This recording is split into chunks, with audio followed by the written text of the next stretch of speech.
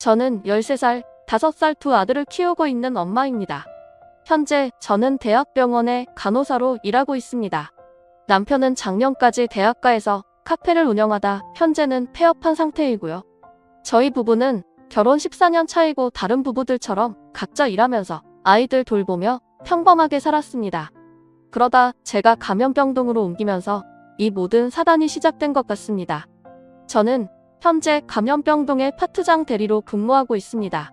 아마 이쪽 일을 잘 모르는 분들이라면 생소하실 텐데 일반적으로 병원에서 만나는 간호사는 대부분 평간호사고 혈액을 채취하거나 드레싱, 인것 꽂는 등의 업무를 진행합니다. 평간호사로 4년에서 5년 이상 근무한 후에는 주임 간호사가 될 수 있고 8에서 10년 정도의 경력이 쌓이면 책임 간호사가 될 수 있죠. 지금 제가 하고 있는 업무가 책임 간호사 중에서 경력이 많은 사람이 수간호사를 대리하는 역할인데요. 책임 간호사라고 하면 조금 생소하시겠지만 책임 간호사는 데스크에서 의사가 오더를 내리면 평간호사들에게 업무를 분담하고 차트 확인 및 환자들의 입원, 퇴원 절차를 진행하는 업무를 합니다. 간혹 간호사와 환자 간의 갈등이나 병상의 환자끼리 분쟁이 발생했을 시에도 책임 간호사가 해결을 하게 되죠. 그리고 그 다음이 간호 경력이 18에서 20년 정도가 되면 수간호사로 진급할 수 있는데 수간호사는 외과, 수술, 응급, 의뢰 등의 한 파트의 간호사를 모두 관리하는 직책이라 파트장이라고도 합니다. 현재 저희 병원 같은 경우는 한 파트의 책임 간호사가 3명이 있다면 수간호사는 한 분이 계시는데 책임 간호사까지만 해도 데이, 이브닝, 나이트 근무를 나누어서 돌아야 하지만 수간호사가 되면 주로 데이 때 병동을 지킬 수 있죠. 그리고 이런 수간호사가 없는 시간에 경력이 많은 책임 간호사가 수간호사 역할을 대신하는 게 바로 파트장 대리입니다. 올해 1월 제가 근무하는 병원이 감염병 전담 병원으로 지정되며 모든 일이 시작되었습니다. 감염병동이 힘든 일이라는 이야기는 많이 들었지만 감염병동 지정이 되던 1월만 해도 코로나가 잠잠해지는 시기였고 제가 있는 지역은 코로나 확진자가 광역시 중 제일 낮은 수치였습니다. 그리고 그때 감염병동의 수간호사 대리의 역할을 수행하는 파트장 대리 자리가 비었다는 이야기를 듣고 책임 간호사 중에도 경력이 높은 편이었던 저는 욕심을 내서 그 자리로 가게 되었습니다. 물론 저의 승진에 대한 욕심도 있었지만 제가 제 욕심만으로 그런 결정을 한 건 아니었습니다. 코로나로 대학교의 수업들이 온라인 강의로 대체되면서 대학가에 있던 남편 카페는 점점 운영이 어려워졌고 결국 가게세를 내는 것조차 어려워져 작년 말에 폐업을 했습니다. 남편은 권리금도 제대로 못 받고 접은 것 같다며 속상해했지만 저는 이 기회에 차라리 아이들과 시간을 더 보내면 좋겠다고 했죠. 사실 저도 말은 그렇게 했지만 집대 출금에 차 할부에 아이들 학원비도 그렇고 매달 고정적으로 지출이 나가는 상황에 걱정이 많았는데 감염병동에서 근무하면 인센티브 지급이 이뤄진다니 주저없이 감염병동을 선택하게 되었죠. 물론 가족들은 걱정을 했지만 제가 실질적으로 환자를 간호하는 업무도 아니고 항상 방호복을 착용하기 때문에 안심하라며 가족을 설득했습니다. 그렇게 한 달 정도는 큰 탈 없이 지나가는 듯 했는데 2월이 지나면서 코로나 변이로 인해 급격하게 확진자가 늘기 시작했고 제 업무도 같이 늘어났습니다. 그 후로 꾸준히 늘어나는 확진자 추세의 병동은 교대라는 의미가 없을 정도로 바빠졌습니다.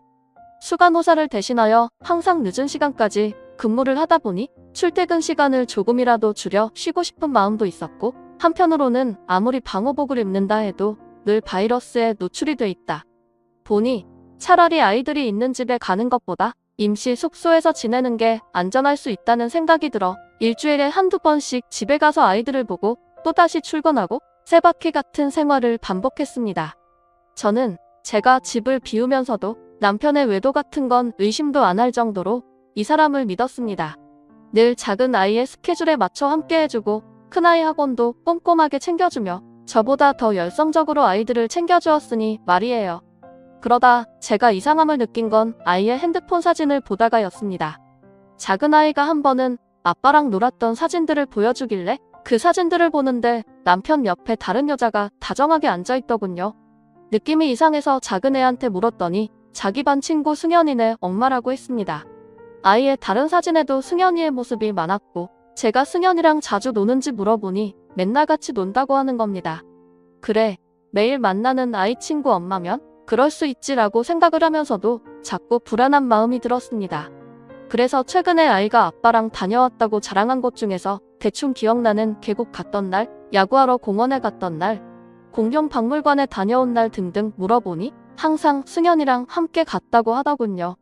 물론 승현이 엄마도 같이요.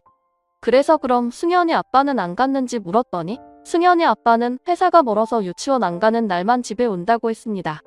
저는 혹시나 하면서도 설마 큰 애도 있고 아이들이 있는데 그런 관계가 아닐 거라고 생각을 하면서도 불안한 마음을 털칠 수가 없었고, 결국 그날 밤에 남편이 자는 사이 남편의 지문으로 핸드폰을 열어 카톡을 찾아보았습니다. 그러나 승현 엄마라고 저장된 번호도 카톡을 한 내용도 없길래 내가 괜한 의심을 한 건가 싶었는데, 카톡 채팅 내용 검색에 승현이를 쳤더니 몇 개의 카톡이 검색되었고 그 중에 정원이라는 사람과 나눈 카톡이 있었습니다. 바로 그 사람이 승현이 엄마였던 거죠. 남편과 그 여자는 3월에 첫 카톡을 주고받은 뒤 아이들의 이야기로 대화를 이어가다 5월에 들어서 어느 순간 연인 사이에서나 나눌 수 있는 다정한 내용들이 오갔더군요. 저는 마음을 가라앉히고 계속 읽어 나갔습니다. 카톡 속의 둘은 마치 자기들이 로미오와 줄리엣이라도 되는 양 다른 사람들의 눈을 피해 연애를 하고 있었습니다. 심지어 아이들 유치원 버스를 함께 기다리면서도 서로 카톡으로 약속을 정하고 각자 귀가하는 것처럼 집으로 들어왔다가 남편이 차를 갖고 가서 만나고, 큰애가 온라인 수업일 때는 남편은 큰애한테 마트에 다녀온다, 아빠 차 수리하고 온다, 운동하고 온다는 등의 핑계거리를 만들어서 그 여자 집으로 가서 시간을 보냈더군요. 그리고 둘은 또다시 아무렇지 않게 시간차를 두고 아이를 마중 가고 아이를 데리고 집에 와서도 둘만의 카톡은 계속 이어졌습니다.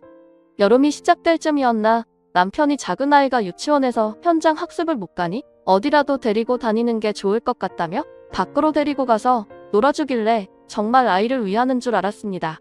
또 주말에는 키즈 카페에 사람이 많아서 걱정되니 평일에 데리고 다녀온다더군요.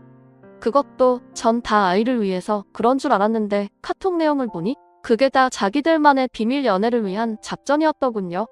하지만 제가 정말 치가 떨리게 용서할 수 없는 건 큰아이가 등교할 때는 승현이와 그 여자가 우리 집에 왔고, 큰아이가 온라인 강의를 들어 집에 있을 때는 승현이네 집으로 가서 아이들 낮잠을 재워놓고 둘은 정말 상상도 하기 싫은 짓들을 했다는 겁니다. 자던 아이가 깨 안방에 와서 놀랐다며 다음에는 조심해야겠다고 그런 소리를 짓거리더니 아이가 안 깨게 놀이터에서 더 많이 뛰게 한다거나 오늘 늦게 재우고 내일 일찍 깨워서 간다는 등 정말 다정한 남편의 얼굴 뒤에 숨겨져 있던 짐승 같은 모습을 마주하는 것 같았습니다. 그리고 그 둘은 거기서 멈추지 않고 그 뒤에는 아이들을 거실에 재워놓고 소파에서 관계를 하고 다음에는 어떤 체위가 좋을지 대화를 나누고 어떤 날은 식탁에서 하니 더 흥분이 됐다는 정말 입에 담기도 힘든 대화들을 나눴더군요. 대체 아이들이 있는 집에서 어떻게 그런 짓거리를 할 수 있는지 생각만 해도 소름이 끼칩니다. 차라리 원래 저희 부부관계에 문제가 있었다면 제가 조금이라도 이해를 해보려는 노력이라도 할 텐데, 저와 남편은 다른 부부들과 다를 바 없이 주기적으로 관계를 가지며 행복하게 지냈다고 생각해왔습니다. 물론 제가 감염병 등으로 감염사부터 소홀해지기는 했지만 저도 최대한 집에 오는 날이면 아이들을 재우고 시간을 마련하려고 노력했습니다. 그런데 어떻게 대체 남편이 저한테 이럴 수가 있나요? 정말 욕구불만 때문이라고 해도 남편이 이해가 안 됩니다. 저는 당장 눈앞의 욕구보다 우리 아이를 키우면서 좀 더 나은 환경에서 키우고 싶었고, 그러기 위해 노력하며 살아왔는데 그 결과가 이런 거라니 제가 왜 그렇게 살아온 건지 모르겠습니다. 너무 믿었던 사람이어서 그랬을까요? 처음에는 남편 탓을 하다, 제 탓을 하다, 이제는 코로나만 아니었으면 괜찮았을까? 남편이 계속 가게만 했다면, 제가 감염병 등을 안 갔다면 별별 생각이 다 듭니다. 집에서 그 사람 얼굴을 마주하고 있는 현실도 그 여자와 함께 우리 집에 와서 그런 짓을 했다는 자체도 받아들일 수가 없어서 저는 차라리 일에 더 집중을 해야지 하고 일만 했습니다. 하지만 일을 하다가도 문득 남편이 지금도 그 여자를 만나고 있을까? 하는 생각이 들고 제가 더 겁이 나는 건 혹시라도 큰 아이가 알게 될까 너무 겁이 납니다. 주변에서는 제가 일 때문에 지친 게 아니냐고, 좀 쉬어야 하는 게 아니냐고 묻지만 그 집에 들어가기도 남편 얼굴을 아무렇지 않게 볼 자신도 없습니다. 그렇다고 아이들한테 상처 주면서 이혼을 하고 싶지도 않습니다. 제 남편은 아직 제가 알고 있는 사실을 몰라요.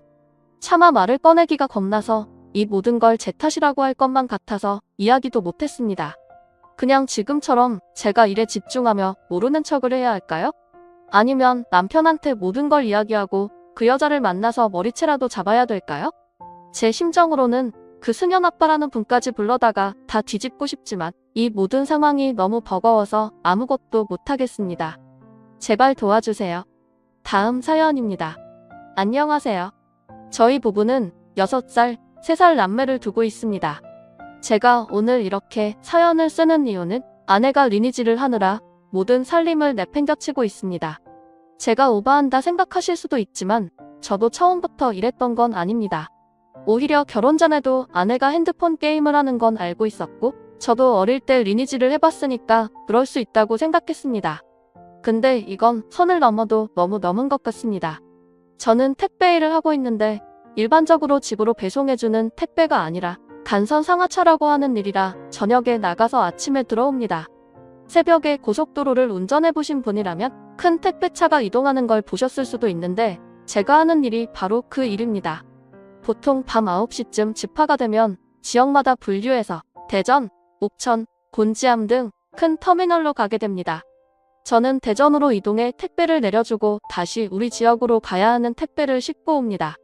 집으로 배송을 할 택배 기사들이 택배를 가져가면 남은 물건이 없는지 확인하고 마무리하는데 집에 들어오면 아침 9시에서 10시쯤 됩니다.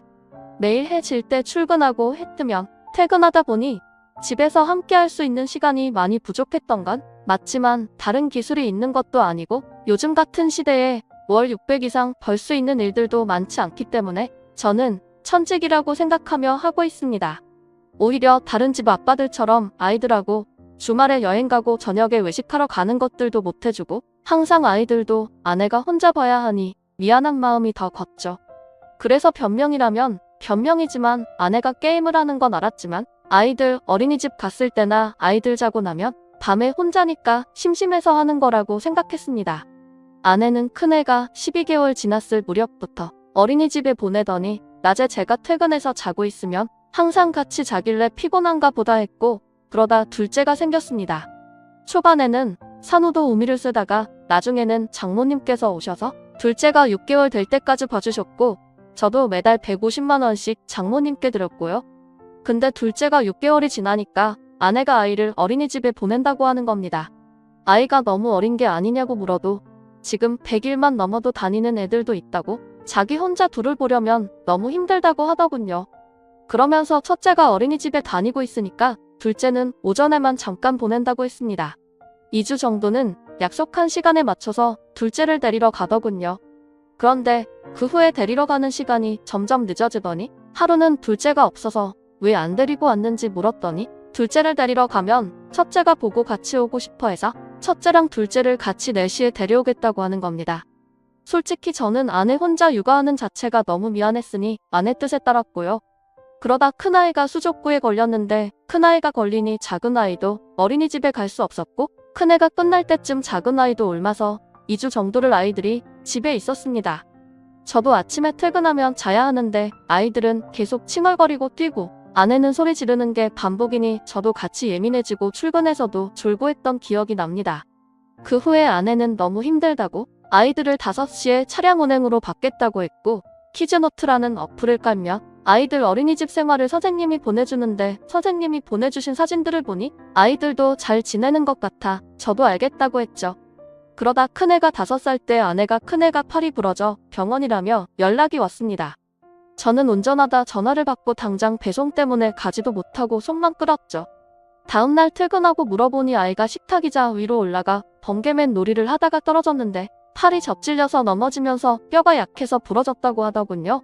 큰아이 또래에는 그럴 수 있는 일이니까 그런가 보다 했는데 며칠 뒤에 집에서 아이가 또 식탁의자에 올라가서는 아빠 이거 꺼내줘 하길래 봤더니 전자레인지 다이 위에 콤프라이트가 있고 그걸 달라고 하더군요. 그러면서 하는 말이 이거 엄마한테 달라고 했는데 엄마가 안 줬어 라고 하더라고요. 그래서 제가 엄마는 뭐 했는데 타고 물었더니 엄마는 빠따 오빠랑 괴물 잡았어 라고 하는 겁니다. 저희 큰애는 아들입니다. 저는 뭔가 이상해서 빠따 오빠가 누구야 하고 물었더니 엄마 친구 컴퓨터에 있어 맨날 일하고 해서 엄마가 빠따 오빠랑 컴퓨터 많이 해 하고 물으니 빠따 오빠랑 미수 언니랑 대장 오빠도 있어 엄청 많아라고 대답했습니다. 저는 그날 와이프한테 아이 다칠 때 뭐 하고 있었냐고 물으니 빨래하느라 못 봤다고 하더군요. 그래서 진우가 그러는데 컴퓨터 하고 있었다며? 그리고 빠따는 또 누구고 미소는 누군데 물었더니 나랑 같이 게임하는 사람들인데 근데 게임 때문에 진우가 다친 건 아니야. 내가 진우한테 가려고 하는데 진우가 먼저 떨어진 거야 라고 하는 겁니다. 대체 이게 말이나 되는 얘기인지 말이 길어지면 싸울 것 같아서 우선은 알았다고 했습니다. 그리고 저랑 같이 일하는 동생 중에 리니지를 하고 있는 동생이 있어서 너도 게임하는 사람들하고 컴퓨터로 대화하고 연락하냐고 물었죠. 그랬더니 자기는 그냥 자동사냥만 돌려놓고 성열 사람들이 거의 디스코드라는 통신을 하면서 보스를 잡는다고 하는 겁니다. 저도 고등학생 때 리니지를 해봤으니까 성열이 어떤 건지 알고 있었지만 그때까지만 해도 그냥 아내가 스트레스 받으니 그런 걸로라도 스트레스를 푸는가 보다 했습니다. 그때 차라리 모든 걸 따졌어야 했는데 그 후에 어린이집에서 가을 소풍을 가게 되었고 아이는 아침부터 들떠서 어린이집으로 갔습니다. 그날 저녁 선생님이 보내주신 소풍 사진을 봤더니 우리 아이만 혼자 원복이 아닌 다른 옷을 입고 갔더군요. 여기까지는 그럴 수 있다 생각했는데 개인 알림장에 아이가 오늘 점심을 안 가져와서 아내에게 여러 번 전화를 했는데도 받지 않아 선생님이 받은 김밥을 먹었다고 하는 겁니다. 정말 너무 화가 났습니다. 그 전에도 진우가 도시락을 안 갖고 가거나 도시락을 안 닦아와서 어린이집 식판으로 밥 먹었다고 하는 선생님 알림장을 본 적이 있었지만 그날만큼은 아침까지도 소풍 생각하며 설레던 아이를 생각하니 더 참을 수가 없었습니다. 도저히 일이 손에 잡히지 않아 하차 작업만 마치고 아침 7시쯤 집에 갔습니다. 어차피 주말이라 아이들 어린이집도 안 가니 아내와 얘기를 좀 해야겠다는 생각이 들었죠. 집에 들어가니 아내는 컴퓨터 앞에 앉아 헤드셋을 끼고 제가 온 줄도 모르고 게임하고 있더군요. 저는 현관에 서서 그냥 가만히 지켜봤습니다. 그랬더니 평소 아이들 대할 때와는 360도 다른 모습으로 언니, 오빠 하고하면서 이제는 어디로 간다. 뭐 잡으러 간다. 저기 어디에 있다고 하면서 빨리 와달라고 신나서 게임만 하더군요. 잠깐 하다 말겠지 싶어서 그냥 지켜보고 있었습니다. 아이들은 거실 바닥에 누워 자고 있고 TV는 어린이 만화 채널이 틀어져 있고 바닥에는 치킨의 햇반. 제가 아침에 퇴근하면 안방에서 자야 되는데 아이들이 잘 때 엄마랑 같이 자고 싶어 해서 아이들을 거실에 재운다고 했습니다. 그러면서 매일 아이들이 12시, 1시까지도 안 잔다고 힘들다고 이야기했었죠. 정말 그 말을 믿었는데 지금 눈앞에 현실을 보며 당장이라도 컴퓨터를 가져다 베란다로 던져버리고 싶었습니다. 얼마나 지났나 아내가 헤드셋에 대고 주말이라 물량이 많아서 좀 늦나봐. 이것까지만 잡고 자야지 하고 얘기하고는 오늘은 남편 쉬는 날이라 못 오니까 내일 저녁에 올게. 무슨 일 있으면 톡 줘. 라고 얘기하더군요. 그리고도 한참을 게임을 하는데 둘째 아이가 깨서 칭얼거려도 보지도 않다가 아이가 저를 보고 아빠 하고 저한테 오니? 언제 왔어? 하고는 급하게 뭐라 채팅을 치고는 게임을 끄고 저한테 오더군요. 저는 화가 나서 나는 내가 퇴근해서 잘 때 당신이 자는 게 애들 때문에 피곤해서 그런 줄 알았어. 근데 나 없을 때 애들은 저렇게 두고 매일 게임했냐? 그놈의 게임하느라 애들 어린이집 준비물도 안 챙겨보내고 하자 아내는 나 진짜 오늘만 주말이라 한 거야. 애들도 다 자고 나도 조금만 한다는 게 오늘 애들 어린이집도 안 가고 하니까 늦어진 거지 나 절대 아니야. 라고 얘기했습니다. 그래서 나는 지금 이 시간까지 애 있는 엄마가 모르는 사람들하고 게임하는 것도 이해가 안 되고 그동안 안 했다고 해도 내가 이 꼴을 보고 도저히 못 믿겠으니까 저 사람들하고 무슨 톡을 하고 뭘 하는지 카톡 보여줘? 라고 하니 아내는 핸드폰은 사생활인데 지금 고작 이런 걸로 나한테 핸드폰을 보여달라고? 지금 제정신이야? 라고 했습니다. 저도 처음에는 그냥 어떤 사람들하고 게임을 하는지 확인해보고 싶은 정도였는데 내가 더 흥분해서 화를 내니 저도 더 화가 나더군요. 그래서 제가 지금 내가 저기 저 대화하는 사람들한테 가서 헤드셋 끼고 물어볼까? 네가 언제부터 했고 매일 얼마나 게임하는지? 네가 애들은 이렇게 내팽개치고 게임하는 거 저 사람들도 아냐? 아님 저 사람들도 다 저렇게 게임하는 거냐? 하고 이야기하니 아내는 저 사람들도 다 가정 있고 멀쩡한 사람들이야. 그리고 게임하는 게 그렇게 잘못됐니? 하고 오히려 적반하장으로 나오더라고요. 저도 더는 대화할 필요가 없다고 생각해서 게임을 찾아 켜고 헤드셋 끼고 만지작거리자 아내는 갑자기 미안하다고 자기가 잘못했다고 했습니다. 그래서 전 그럼 당장 저 사람들하고 하는 카톡을 보여달라고 했고 아내의 진실을 알게 됐죠. 아내는 3년 전부터 게임을 하고 있었습니다. 첫째를 일찍 어린이집 보내고서는 제가 자는 사이 낮에도 게임을 했고 심지어 둘째를 임신해서도 게임을 했습니다. 그리고 그 후에는 제가 일하는 동안 저녁부터 새벽까지 게임을 하고 낮에는 애들 어린이집 보내고 자고 이 생활의 반복이었던군요. 그리고 심지어 주말에 한 번씩 아이들 데리고 키즈 카페에 다녀온다며 나가서도 아이들은 놀려놓고 본인은 핸드폰으로 게임을 하며 아이들끼리도 잘 논다고 사진 찍어 올리고 아이들끼리 놀다 다치면 다쳤다고 사진 찍어 올리고 저한테는 어린이집에서 다쳐왔다고 했던 상처들도 사실은 집에서 애들끼리 놀다 다친 상처였더군요.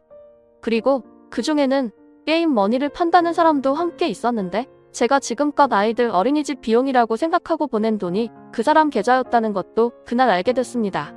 아이들이 어린이집 다니고 나서 아내는 아이들 어린이집 비용이라며 큰애는 간식값 9만원, 현장 학습비 9만원, 특별활동 3과목 비용 11만원, 교재비 3만원, 차량 운행비 4만원까지 총 36만원을 입금하라고 했고 둘째는 교재비를 제외한 33만원을 입금하라고 해서 저는 아예 매달 69만원을 자동이체 시켜놨습니다.